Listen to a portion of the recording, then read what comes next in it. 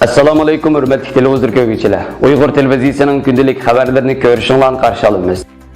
Oldi bilan xabarlarimizning muhim mazmunlarini tanishtiramiz.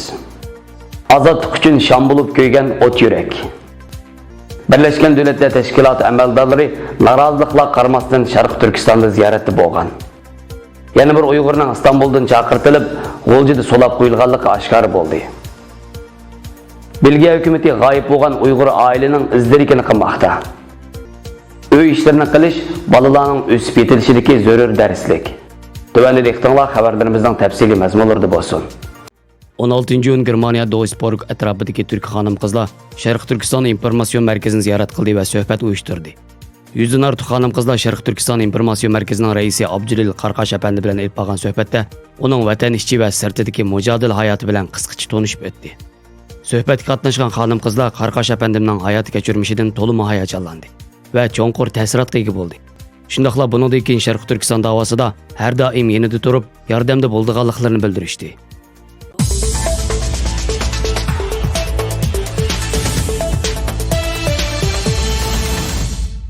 Birlashgan Davlatlar Tashkilotining terrorlik qarshi turish ishlariga mas'ul muavin bosh kotibi Rossiyalik diplomat Vladimir Voronko Xitoyning taklifiga binoan 13-iyundan 15-iyungacha Beyjingda va Sharq Turkistonda ziyoratda bo'lgan.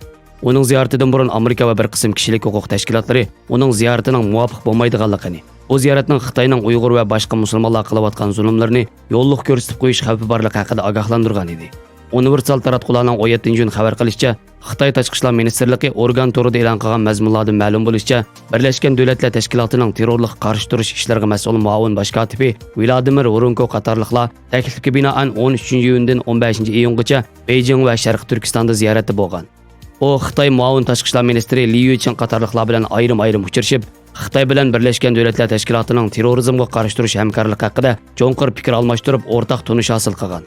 Birlashgan Davlatlar Tashkilotining organ to'rida xabar qilinishicha, Voronko Xitoyning tashqi ishlar va jamoat xavfsizlik ministrligi amaldorlari bilan ko'rishganda, Birlashgan Davlatlar Tashkilotining yer shari terrorizmga qarshi turish strategiyasi va uning 4 asosiy prinsipini tunishtirib o'tgan.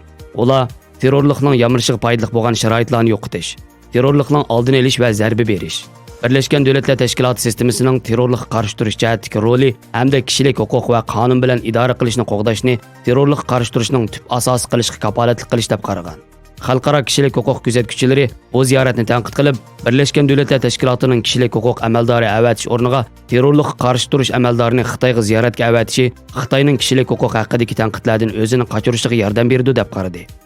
Amerika va Angliyani o'z ichiga olgan bir qism g'arb davlatlari bu ziyoratga gumoniy nazarda qaragan.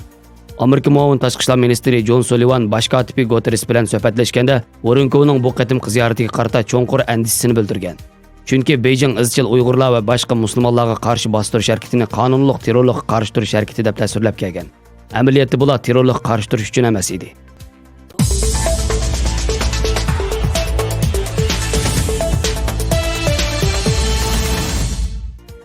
Erkin Asiya radiosi xabarida Xitoy doiralarining Istanbulda yashayotgan Uyg'urlarga telefon qilib, urug' tuqqanlarni solash bilan tahdid silib, ularni qaytib berishga zo'rlaganligi bir-birlab oshkor bo'lmoqda.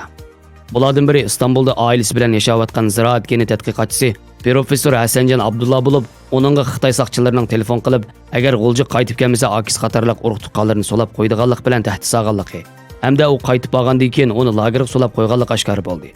Professor Hasanjon Abdullahning Istanbulda yashayotgan ayoli Tulunay xonimning bildirishicha, Hasanjon Abdullah Xitoy soqchilari tarafidan tahdidga uchragandan keyin ularning G'oljadagi akisiga ziyonkashlik qilishidan andish qilib, 2017-yil 4-oyning 18-kuni Istanbuldan G'oljaga borgan ekan.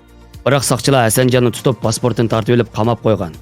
Hasanjonning ayoli Tulunay xonim Turkiya fuqarosi bo'lib, Aziz Mustafa ismli 10 yoshli o'g'li bilan Istanbulda yashaydi ekan. Tulunay xonimning bildirishicha, yo'ldoshi Hasanjon 2017-yildan buyon Istanbulda iqomat bilan turayotgan bo'lib, Hasanjon Ko'nasning Aral to'pi degan rayonda tug'ilgan. U G'olji shahridagi bir ilmiy tadqiqot idorasida 32 yil xizmat qilib, 2015-yilda dam olishga chiqqan ekan.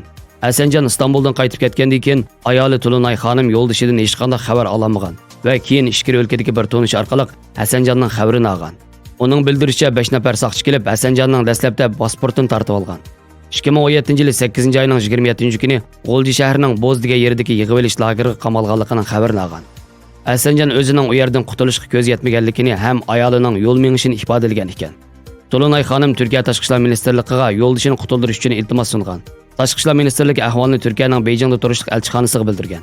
Türkiye'nin Beyjingdagi elchixonasining bir diplomati Tulunay xonimga telefon qilib, yo'ldishini so'ragan va yordam qiladiganligini bildirgan.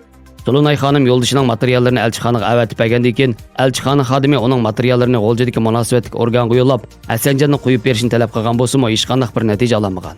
Tulunay xonim yo'ldishining ilmiy sohada muhim xizmat qilganligini bildirdi.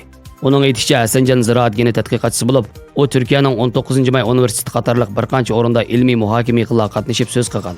Uning ilmiy tadqiqot maqolalari inglizcha tarjima qilinib, Tailand va Kanadada nashr qilingan ekan.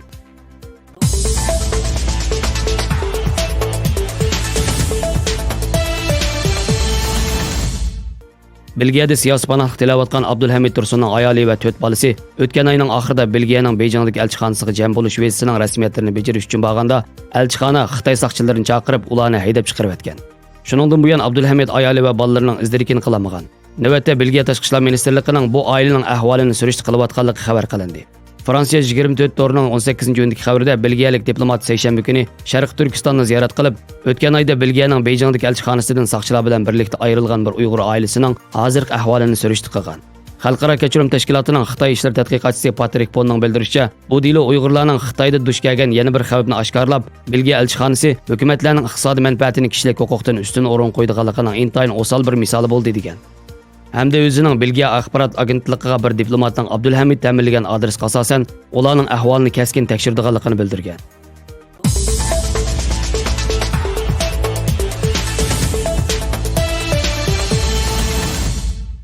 Emgak odamning asosiy yashash iqtidoridir.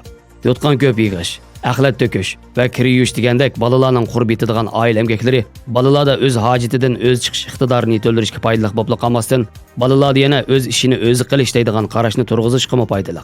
Hamda ularning har xil kichik ishlar va masalalarni hal qilish davomida badan chiniqtirishi va irodasini tovulishiga foydalidir.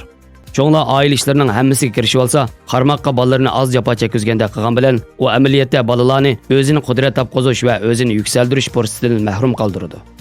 Balalarga uy ishlarini qilg'izish amaliyotda balalarni jafo tatqizganlik bo'lmasdan, aksiya balalarning kelgusi uchun yaxshi asos solganlik bo'ladi. Uy ishlarini o'zi qilish balalarning o'sib yetilishidagi zarur darslik.